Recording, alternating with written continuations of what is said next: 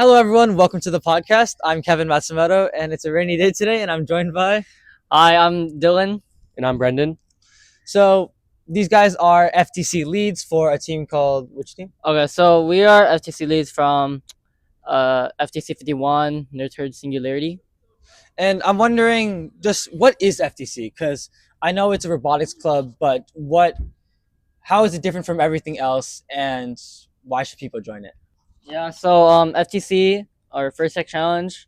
Another thing is it's basically just it's a worldwide robotics competition where like middle schoolers, high schoolers, they compete to design, build, drive, and like score points. Kind of like Vex, except there's it's like Vex. You build smaller scale robots. And the thing about FTC is that not only you're building like robots, you're also building your character, your relationships with other people in your career to leading hopefully in the STEM career like pathways. You learn a lot about skills for programming and assembling and designing robots. And the one thing that I think is different from most robotics is that uh, while competition is really important in this robotics thing, it's actually there's actually much more important things such as outreach. Outreach is where we go at the kids, get them excited about like robotics, and like teach them about things and help them become the next generation of us. Okay, so moving on. Well, I know Brendan mentioned this, so I know outreach is part of FTC. Do you guys have different goals in FTC and also different roles?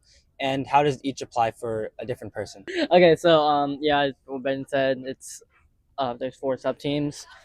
So yeah, I would like to explain like a bit more in depth. So CAD, basically what you do, you design either custom parts, you design the actual robot, like put it together in the software, so it's feasible to not only easy to build, like easier to build for the assembly, it's also working and it hopefully scores. Assembly, build the robot. Programming, you use like we actually use Java, and um, we use like different functions coding the robot with different sensors. Like this year, we're using visual sensors, and for admin, we work like I'm an admin lead. We work everything behind the scenes. We do the fundraising. We do the fundraising. We do outreach. We do Sleepless nights. yeah, portfolio, and yeah. So you mentioned that you guys are both leads, and I'm curious, what does a lead do, and also why did you choose to be a lead in the first place? Okay, so being a lead, well, we lead the team. So basically, we're a group. All the leads are either sophomores or juniors, and basically they want to guide the incoming freshmen, the new freshman class. They are the members, sophomores and maybe juniors. They are the leads, and then there's the captains. So the leads are like captains of their individual teams. They basically want to help the members train the members into their skills, and yeah, hope and want them to have like a really good time learning and yeah, balancing fun and work. So I chose to be a lead because well, I wanted to just that. I wanted to help other people pursue their careers, and what better way to do that is by making them excited, like not only just using robotics as a tool rather than just like the competition, using it as a tool to help them learn more about STEM. And you, Brendan? Well, in my experience, I didn't have a very good experience in robotics when I was a member. Uh, I wanted to be a lead so I could take charge. I could make my own decisions. I could be the voice I really wanted to be, and help project the voices of others and help make them feel like well they're belonged and give them the experience they that I never had. So, in your opinion, since you explained that there was an experience that you never had, is there any scenario would you say that you wouldn't recommend FTC to someone? Well, I would say FTC, like definitely is just something you can try. Like, as long as you are like you want to have a drive, you want to have the spirit to make it further, but you want to have the spirit to use this as a tool to serve, to like not only like serve your community, you can serve like do multiple things in robotics, and I think that is I would definitely recommend it.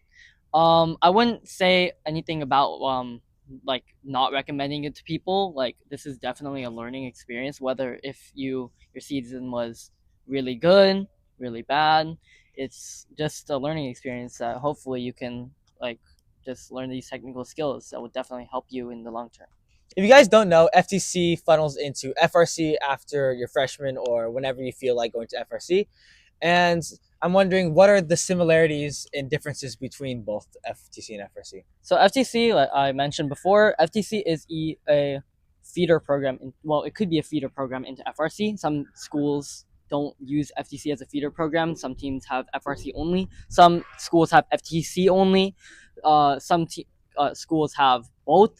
Our school, CAMS, uses FTC as a feeder program to go into FRC. So FRC is the next stage where high schoolers come together and they build big scale robots. Like they have to be pushed around in carts, and the game field is a literal basketball court, takes up that whole space, and yeah, it's much bigger.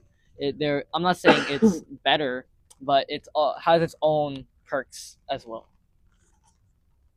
And And for FRC, there's one more team called manufacturing. Because unlike most robotics teams, or I think in Vex you actually have to do this, you're required to manufacture your own parts. And that's a very unique experience that is really only in FRC and not in FTC. so yeah, manufacturing. I'm from Vex, if you haven't noticed, and we don't actually have any manufacturing. We buy all our parts, and we're gonna get Really. to that in future videos, how Vex works, and hopefully FRC as well. But going back again, how much of a commitment would you say FTC is? Well, for us, it's only like I'd say an hour, like every day. I'd say on Saturday, that's where we really come together. We work for like 6 hours. It's a lot. Yeah. This year, like last year, it was 2 3 hour meetings Mondays and Fridays evening, and then after school. And on Saturday we had like a 6 hour meeting. Now, each meeting is like split up into like 1 hour, 3 1 hour training meetings across numerous days, depending on what sub team you're in. You basically just learn, do your sub team specific things. And the general Saturday meetings are also 6 hours, but in the week you can delegate with your team to say like, hey, like I want to meet on Tuesday for like 2.5 hours because we don't have enough time, and yeah. So this year the meeting schedules are really flexible. Okay, that's great to hear.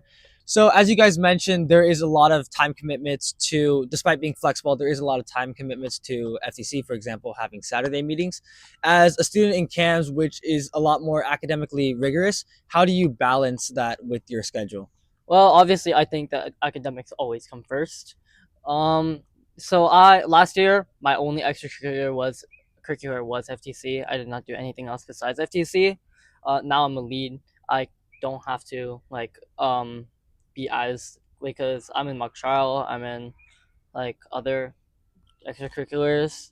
So I just think that hey, if you're not committed, all it is, you don't need like time commitment. It's literally just how motivated you are to achieve a goal, to win, to spread robotics to other people. And I really think that people that don't show commitment are not as ready for FTC as other people. Well, simply put, I stay on task. I am diligent. I work on my homework, and uh, well, I try to be on time, write some stuff down in a planner, etc. It's kind of hard, but like sometimes it's necessary. Sometimes the juice is worth the squeeze. Also, this is going to be a bit of an off-topic question, but what are you guys like careers that you're planning to pursue in the future? Well, you may think I'm going to be an engineer. Well, life has, well, different ideas. I'm hoping to seek a career in, well, law and help people find justice. Yeah, I'm also trying to pursue a career in law, but there are other possibilities. Like I could be an engineer as well. God only knows. So, if you do happen to go into if you guys really want to have a career in law, my question for you is, why be an FTC? What is the benefit of having that experience? Well, I think, well, I'll speak for both of us. When you become an engineer, that's a very unique thing that most colleges never see. They're always like, "Oh, okay, so this guy's a business major. Okay, we're just gonna scoot him along." That's like basically everyone. But I believe that once you apply for engineering, a lot of the colleges, they're sort of like, "Hey, okay, I noticed that in engineering you have built critical thinking skills and analysis and ways to innovate different things. That's a very good thing to have in law." And yeah, That's great. And also, just to you, Dylan, why choose CAMS as a school, being a math and science related school? How does that relate to your law career? Yeah, so we, as you know, CAMS has three pathways: biotech, engineering, and computer science. So I'm going to do in the engineering pathway, not because I want to be an engineer, but this could relate into like other like postdoctorate law law careers, because well, in engineering you have to develop critical thinking skills, you have to develop teamwork, you have to develop communication, and all three of those are pretty like important toward a career in law.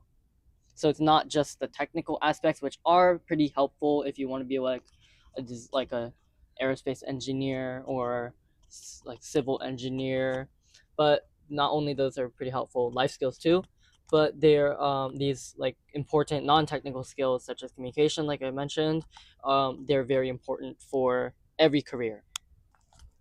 Yeah. Well, anyways, thank you so much for having. thank you. God loves you, and good night. Wait, hold up.